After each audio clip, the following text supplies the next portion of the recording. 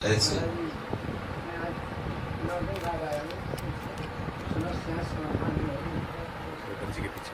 कौन सी समस्या है?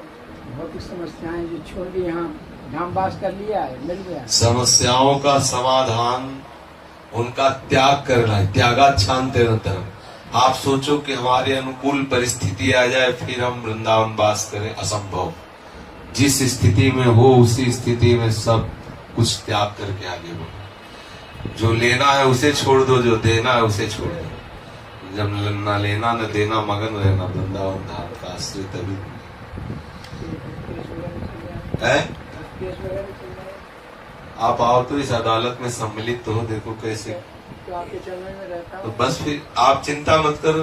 अगर वृंदावन धाम का आश्रय ले लिया सच्चे हृदय से, यहाँ सही बात पूछो तो सच्चिदानंद में प्रभु एक वृत्ति को जानते हैं। हमारे अंदर जहाँ छल है, हमारे अंदर जहाँ तनिक भी चतुरता है, वहां वो द्रवित नहीं होते। यदि हम पूर्ण रूप से शरणागत हो तो कोई समस्या नहीं। जितनी समस्या है वो भगवत विमुखता के कारण है। जितनी भी समस्या है वो भगवत विमुखता के कारण, भगवत सन्मुख होते ही अखंड अबाध आनंद का अनुभव होने लगता है। ये जो बाधा है, जितने केस चल रहे हैं सब अनुकूलता के कारण ही चल रहे हैं। जो हमारी चाह है अनुकूलता की, ऐसी परिस्थिति हो जाए, ये वस्तु प्राप्त हो जाए, ये पद प्राप्त हो जाए, ऐसे नाना प्रकार की जो चाहत है, जो अनुकूल परिस्थिति की, अनुकूल वस्तु की, अनुकूलता की चाहत है, यही सारे केसों की जड़ है, यही सारे मुकदमा की जड़ है, यही सारी परेशानी की जड़ है, यही जन्म मरण की जड़ है। अगर समर्पित हो गया तो क्या परेशानी है। जो हो रहा है वो हो जाए, उसमें चिंता मत करो। जब जाना है तो निरपेक्ष होकर के चले गए, करके चले आए। लाभ हो या हानि हो, जय हो या पराजय हो, उन्नति हो या अवनति हो, इसे क्या, हरि का कार्य समझ करके गए बस।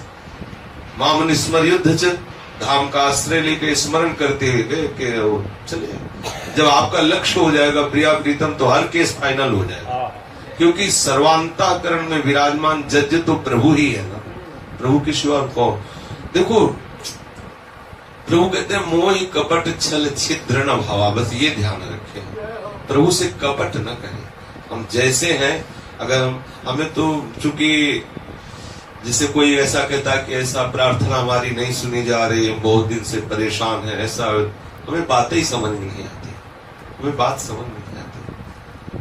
प्रभु और फिर वो प्रार्थना न सुने, हमारी बात समझ में नहीं आती, क्योंकि हमारे जीवन में ऐसा हुआ नहीं, इसलिए हम नहीं जानते। और जितने भी संत महात्मा है उन सबका एक ही, तो संतों की बात माननी होती है। अगर आप ये कहो कि हमारी प्रार्थना नहीं सुनी जा रही तो अन्य आश्रय होगा, देख लो। जब तक द्रौपदी जी को अन्य आश्रय रहा तब तक सरकार प्रकट नहीं हुए। वो अन्य आश्रय हटा, जो ही अनन्य आश्रय हुआ तो चीर के रूप में, इतना अंबर के रूप में प्रकट हो गए कि वस्त्रावतार हो गया। जब तक गजेंद्र का अन्य आश्रय रहा सरकार प्रकट नहीं हुए। जो ही अनन्य आश्रय हुआ उसी समय भागे, गरुड़ को छोड़ के भागे। ऐसे करुणा वरुणालय प्रभु के प्रति हम ये कहें कि हमारी बात नहीं सुनते, हमारी समस्याओं का निदान नहीं होता, तो अन्य आश्रय है। कहीं अपने बुद्धि का बल है, कहीं मित्रों का बल है, कहीं धन का बल है, कहीं न कहीं कोई बल है जो प्रभु का आश्रय संपूर्ण रूप से नहीं होने दे रहा। संपूर्ण आश्रय हो जाए और समस्या, ये तो हमारी समझ में नहीं है। अब हमारी समझ है, हमारी समझ में नहीं आता। भगवत आश्रित और समस्या, सुखी मीन जानी रगाधा, जिमि हरि शरण न एको बाधा। हरि स्मृति सर्व विपद विमोक्षणम। हरि स्मृति सर्व विपद विमोक्षणम। जिसके हृदय में हरि का स्मरण चल रहा, उसे कोई विपत्ति तो हरि विस्मरण पे है। कहा हनुमंत विपत्ति प्रभु सोई, जब तो सुमिरन भजन न होई। हानि हरिवंश के नाम अंतर परे, लाभ हरिवंश उच्चरतवा। कौन सी ऐसी बात है जो बन न जाए। जो हरि के सन्मुख हो गया, हरि का सुमिरन कर रहा, उसकी बात न बन जाए। हमारी बात सुन, क्या नहीं हो सकता, क्या नहीं हो सकता। करतुम अकर्तुम अन्यथा करतुम सर्व समर्थ प्रभु है, क्या नहीं हो सकता। एक नारायण स्वामी हुए हैं ऋषिकेश की तरफ, एक नारायण स्वामी हुए वृंदावन, जिनके दोहे गाए जाते। वो नारायण स्वामी अलग है, उनको जज स्वामी कहते हैं, जो ऋषिकेश की तरफ हुए थे। जिस समय भाई जी और राधा बाबा यहाँ विराजमान थे, उस समय की बात है।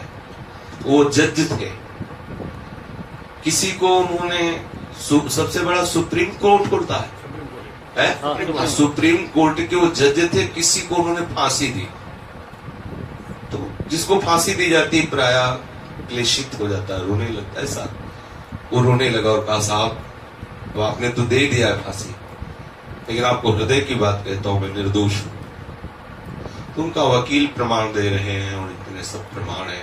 हम तो वही करते हैं जो प्रमाण होता है, प्रमाण में आप दोषी साबित है, इसलिए हम बोले फिर भी हम आपसे प्रार्थना करते हैं, हम निर्दोष हैं, आपने तो दे ही दिया है।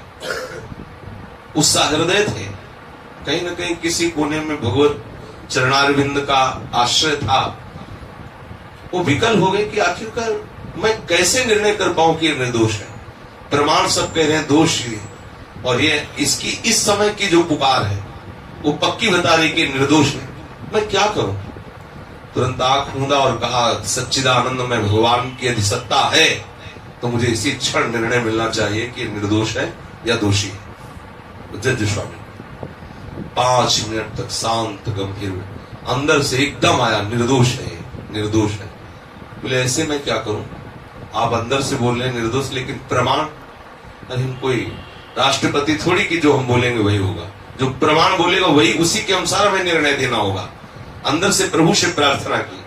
कुछ ही समय बाद जो नीचे के कोर्ट को हाई कोर्ट या जो भी कहते हैं, वहां से उनको सूचना आई कि अभी कुछ ऐसे सूत्र हैं जिन सूत्रों से ये निर्दोष साबित होता है। धीरे से सूत्र आए, पूर्ण रूप से उसे निर्दोष किया और वहीं उन्होंने अपने जज का इस्तीफा दे दिया। अब वो गुरु की खोज में निकले कि मुझे कोई ऐसा गुरु जो भगवान सच्चिदानंद में हमारी इतनी बात सुने, बस उनके मन में बैठ गया, मुझे उन्हीं की प्राप्ति करनी। इसी को हरिद्वार आदि में घूमते रहे, तो अब संतों के बड़े बड़े सब लगे होते हैं, उन जिसके पास जाते तो अब वो तो जज थे, उनकी बहुत प्रवीण बुद्धि थी, तो जहां बात करते तो देखते कि यहाँ भी वही सब माया का विलास, उनके हृदय में बेचैनी होती। उन्होंने विचार किया आप क्या करो, जज का तो इस्तीफा दे दिया और जिस मार्ग में चलना उसका मुझे ज्ञान नहीं, बिना सदगुरुदेव की उसकी प्राप्ति होगी नहीं, और मुझे श्रद्धा बैठ नहीं रही कि मैं किसे सदगुरुदेव बनाऊं। मन में तो श्रद्धा भी तो बैठनी चाहिए। काफी भ्रमण करने के बाद निश्चय की आत्महत्या कर लूं। कहां से आत्महत्या करूं, उनका गंगा जी में कूद के आत्महत्या कर लूं। कूदने वाले थे कि पीछे से किसी ने पकड़ लिया, बोले नारायण नारायण नारायण, बस वो अंतर ध्यान हो गए। जो सत्य सत्ता है वो प्रकट हुई, पीछे से रोक लिया उनको, संतवेश में थे और कहा नारायण नारायण नारायण नारायण, बस वो अंतर ध्यान हो गए। बस उनके तो बैठ गए नारायण नारायण नारायण। वैसे इतना टाट लगाए, पूज्य श्री राधा बाबा और भाई जी उनके दर्शन करने गए। जज थे ही लोग कि जितने भी आकर्षणकारी वस्तुएं, पदार्थ, स्थिति आदि है, उन सब के प्रति उनको घृणा ही हो गई थी, क्योंकि जज पद अच्छा, सम्माननीय और ऐश्वर्य सब। सुप्रीम कोर्ट का जज तो किसी ऐसा नहीं कि किसी वस्तु के प्रति आकर्षण हो, रात दिन बस नारायण नारायण नारायण, वो अद्भुत स्थिति उनकी हो गई। भगवत साक्षात्कार श्री भाई जी और राधा बाबा जी ने उनका उदाहरण दिया। तो यदि हम हरि के प्रति पूर्ण समर्पित हो जाएं तो तत्काल आपको उत्तर मिलेगा, क्योंकि हृदय बिहारी हरि हृदय में बैठे हुए हैं। कोई भी ऐसी समस्या नहीं जो तुम्हें बांध सके। यदि तुम्हारा निश्चय है तो कोई समस्या तब होती है जब हम अनुकूलता में बंधे होते हैं। हमें ये परिस्थिति छूट जाए, ऐसी परिस्थिति आवे तो हम वृंदावन वास करें, तो हम भजन करें, तो कभी नहीं आने वाली, कभी नहीं आने वाली। आप सोचो कि ऐसा अनुकूल कमरा मिल जाए, फिर वहां सब व्यवस्था हो, फिर भजन करें, कभी नहीं हो पाएगा। अनुकूलता से भजन हो ऐसा नहीं, भजन में हर परिस्थिति को अनुकूल बना लेने की सामर्थ्य है, लेकिन अनुकूलता से भजन हो ये बात ठीक नहीं। अनुकूल परिस्थिति आवे तब भजन करें, ये बुद्धिहीनता की बात है। भजन करोगे तो हर प्रतिकूलता, हर तिरस्कार, हर परिस्थिति आपको अनुकूल नजर आएगी। भजन करने से हर प्रतिकूलता अनुकूल नजर आती है, और जिनको भजन में रुचि नहीं है तो हर अनुकूलता उनके लिए बंधन कारक ही है। धन, वस्तु, पद, प्रतिष्ठा, ये जितना बढ़ेगी उतना ही भगवत विमुखता बढ़ेगी। रजोगुण आएगा, रजोगुण कामांध करके अपराध कराता रहेगा, अनुकूलता उसके बंधन का कारण होगी। भजन होगा तो हर प्रतिकूलता महामंगल विधान कर देगी। इसलिए हम भजन में लगे, हम धाम का आश्रय ले, नाम का आश्रय ले। श्री सच्चिदानंद में गुरुदेव भगवान श्री हरि अद्भुत कृपालु हैं। कोई ऐसी समस्या नहीं है जो उनसे समाधान ना हो जाए। कोई ऐसी, मतलब आप आश्चर्य मानेंगे, कोई ऐसी समस्या नहीं जो उनसे समाधान ना हो। जिसका कोई समाधान नहीं उसका समाधान हरि है। और ऐसे कर देंगे कि आपको लगेगा ऐसा ये कैसे हो, कैसे गया, आपको आश्चर्य लगेगा, क्योंकि सर्वाश्चर्य में प्रभु है। हमारा विश्वास नहीं ना, हर समय हमें उनके आश्रित रहना है और ये देखते रहना कि हमारी हर बात सुन रहे हैं, हमारे एक एक वृत्ति को वो देख रहे हैं और हमें बहुत प्यार करते हैं। ऐसे समर्थ प्रभु हमारे हमें बहुत प्यार करते हैं। ऐसा हो ही नहीं सकता कि हरि स्मरण करने वाला, हरि आश्रित होने वाला समस्याओं में फंसा रहे। सर हमारी ढिलाई है, कहीं न कहीं हमारा कोई बल है। अगर आप नहीं निकल पा रहे संसार से तो कोई आप अपना बल लिए हुए हैं, कहीं न कोई आप आसक्ति लिए हुए हैं। अगर बहुत सी आसक्तियां भी हैं और आप निर्बल होकर पुकारोगे तो आपको बल मिल जाएगा, वही बल मिलेगा और देखेंगे आप सब कुछ छोड़ करके आप हरि आश्रित हो जाएंगे, आप हरि के प्रेम में निमग्न हो जाएंगे। कमी हमारी है, हरि की तरफ से नहीं है। आप पुकार करके देखिए, आश्रित होकर के